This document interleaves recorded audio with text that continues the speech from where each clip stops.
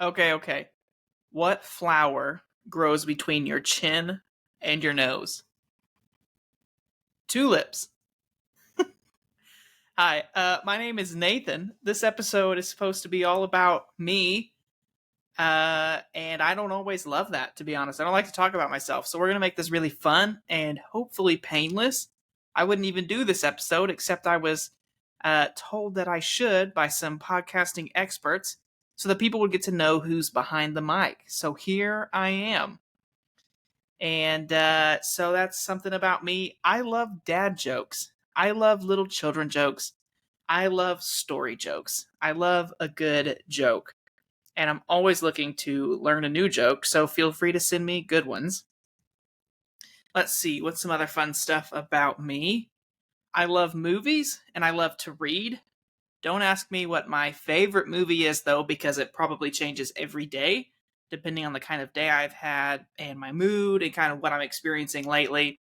Some of my favorites, though, consistently are going to be movies like The Last Samurai, The Secret Life of Walter Mitty, Interstellar, Nacho Libre, any of the Lord of the Rings, sometimes the Hobbit movies, which is ironic because The Hobbit's actually one of my favorite books, more so than the Lord of the Rings books. Speaking of favorite books, I love to read. In this episode, you can see, if you're watching online, some of the books behind me and some of the little collectors from my different travels and things, which is fun. I love to read. In fact, today is Thursday, and I've already finished a book this week, and I started on Monday. So that's kind of my thing. I love to read, love to watch movies, and I love music, but a lot of people are surprised by what kind of music I like. So here's 3 reasons I like music. I like music that feels things for me. The truth is, I don't always understand what I'm feeling. So moody or emotional music helps me to process. People that are emotional, singing about their emotions, really helps me to articulate what I'm feeling. In fact, I love music so much, and I love so much of different styles and genres of music, that each episode of the podcast has had one or more. I think the average is about 3 theme songs per podcast episode. And I thought about including them in every episode for you, but I didn't want to waste your time. Maybe that's something we'll do in the future. I guess we'll see. Another type of music I like is anything that thinks as fast as I do. I like rap and what Spotify calls hype music, but golly, I do not like the word hype. It feels like middle school. It's hype. It's hype music. And I'm not making fun of it if you like it, but just that word, the word hype, I don't know. It drives me crazy. But I like that kind of music because Spotify is always like basketball hype music for certain days of the week, which is kind of interesting. I also love music that helps me define my faith. I like Christian music, especially when it's not cheesy and terrible. And so I listen to a lot of really good Christian music that is not like contemporary, same 3 chords on a guitar, but actually complex, good Christian music. Man, that was a lot of things in 3.5 minutes. I hope you're tracking with me. Some other fun things about me. This is kind of like a first date in a little bit. In fact, I Googled just before recording ways to break the ice. So some of this comes from that. Other fun things about me. If I could do anything in the world, if money was no question, what would I be doing? I would, without a doubt, be a full-time writer, podcaster, and movie maker. And I would be very active in the church. Maybe pastoring, if I could somehow manage to do all 4 of those things in a day. I don't know. I get to do so many bits and pieces of things I love already, which is really fun. Things like this podcast, things like what I write.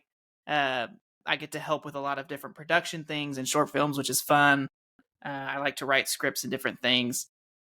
Something else about me is I have 2 cats. In fact, one of them is running around crazy somewhere right now.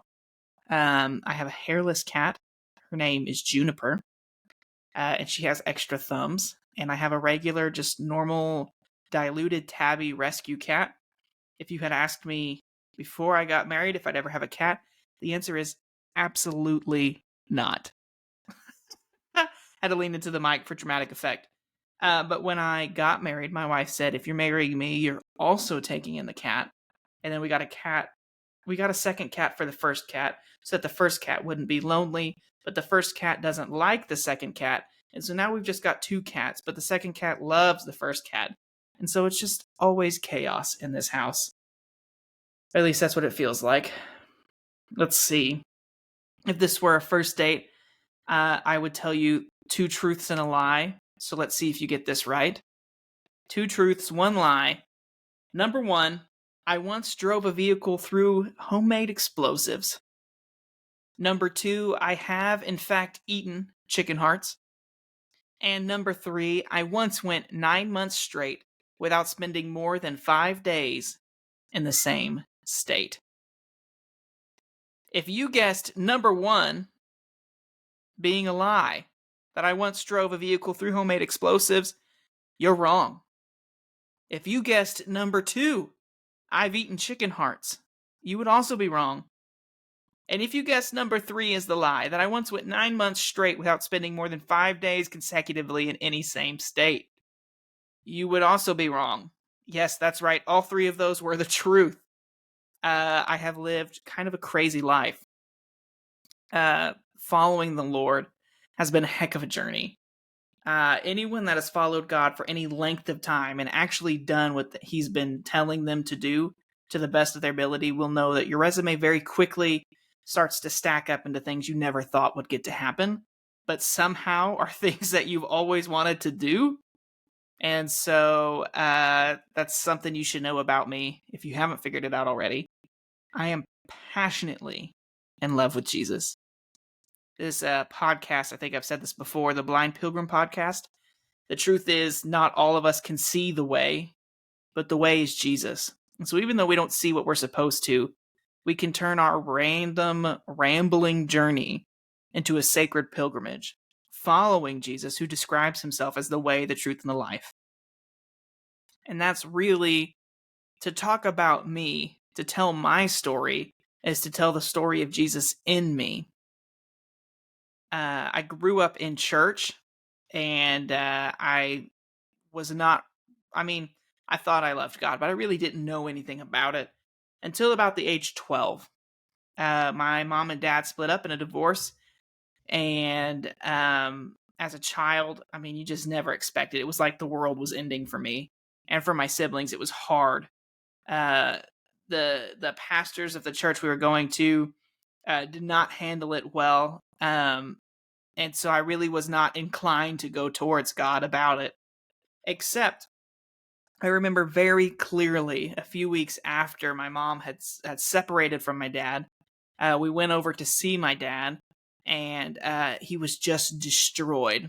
And I remember we went to the park and we started walking around, and there was a grill in this park, and he got out a piece of paper and he wrote down all of his sins and pains and regrets and prayer requests and worries and all the things. And he turned the grill on. He had a lighter, and he lit the piece of paper on fire and burned it to ash.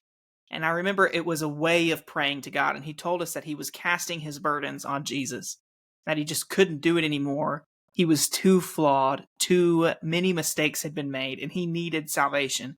He needed Jesus. And that for me was the moment that it became undeniable, because I saw that, and I saw the change in my dad that followed. Change that has been working itself out for years and years and years. It's funny, in an earlier episode, I talk about father wounds. And there's a few people that kind of went crazy with it, and they assumed that because we were willing to say, hey, this is the truth, this is where we were, this is the things that we have worked through and the work God has done, that somehow those things were still going on. And that episode was very real and very raw and very present, because that's what other people need when they're in that moment. Something you should just know as a listener, that the work God has begun in my dad and my mom and my stepmom and my whole family, because trust me, we're all a bunch of nut jobs, has progressed for years and years. And I look at it now, and none of us are even the same people. Like, God has healed and restored so many things, which is awesome. And so people will listen to that podcast episode. There's a couple people specifically that kind of weaponized it against me and my family, and that's like whack. Like, you should be able to hear somebody's testimony and not judge them. And if you ever use the story of God's redemption in somebody to turn on them, that's wild. And you should check yourself. But anyway, I'm going on a tangent because this is just a fun episode. I digress. So my dad led me to faith, basically, kind of indirectly. And I had prayed to make Jesus my Lord and Savior before that. But that day, I remember I went home, and after everybody was asleep, I prayed it for real. And that I experienced the goodness of God to come inside me. And I have seen his goodness in my life. And so from that moment on, I've always decided, to the best of my ability, despite my many flaws, failings, and sins, to follow Christ. And so I followed God. Right out of high school, I knew that I was supposed to go join a particular ministry. It was kind of a double-edged thing, and we'll dive into this in future episodes. Trust me. If there's going to be a season 2, we will talk about this. But I went to a Bible school that doubled as an internship, and it had some flawed. The foundation was not always firm. Despite that, and despite the fact that the ministry has since basically been absorbed into something else, into a different entity, I know for sure that the Lord had called me there. And so it was part internship, part Bible school, and full-time opportunity for me to seek God. And I really got to know his voice there. Like, I grew up knowing his voice, and I knew how to follow him. But those years were so foundational, not because they were easy, not because everything that was done was right. In fact, my wife jokes around that it was a bit of a cult. And so, we're going to dive in if there's more episodes about that. Anyway, but during those years, during the years of working sun up to sundown to pay for the school, because it was expensive, I really learned how to rely on God. And I really learned to make God my best friend and to rely on him in so many ways. During those times, I really felt like the Lord had called me to abstain from dating. In fact, the first year, I really felt like the Lord's will was for me to actually end all female friendships, which probably hurt some people's feelings. It probably felt like I dropped off the face of the earth. But I didn't even text any girls that I wasn't related to. I removed them all on social media. I was learning to get clean from pornography. That was really when the journey started to get free of it for real. Because before that, I was just tolerating it. And that's when I became aware of so many things, including the fact that I had idolized what it would be to have a wife, made an idol out of it. Man, we're just going everywhere in this episode, aren't we? And so I basically went almost 3 years without dating. In the second year of that Bible school internship, I started making female friends again, and it was fine. It was whatever, but the Lord said no dating. And I stuck to that. I didn't do that. In the third year, he said I could start dating or considering dating, but he didn't tell me to date anyone. So I took that to mean at the end of the third year, well, shoot, it must be time then. And so I jumped into a relationship. I say jumped. It was really slow. I really was praying about it. And so was the individual I got into a relationship with. And we dated for, I think, about a year. Maybe just under a year. Somewhere in there. We'll go into this in another episode, in fact, but I really was praying about getting a ring, and I was saving up money to get engaged, and I met her family, and she was a really great person. And I remember we were on a road trip in coming back from Colorado to the state of Utah, and we're traveling along in the middle of a conversation. I don't even remember what we were talking about. The Lord spoke so clearly to me, you can marry her, but she's plan B for your life. Plan A is something else. And it was like the wildest thing. Can you imagine you're in the car with somebody you're saving up to get an engagement ring for, and you're talking about life, and you're talking about having a good time, and all of a sudden the Lord, it feels like, it wasn't like out loud audible, but it was one of the clearest times I've ever heard his voice. It was in my heart.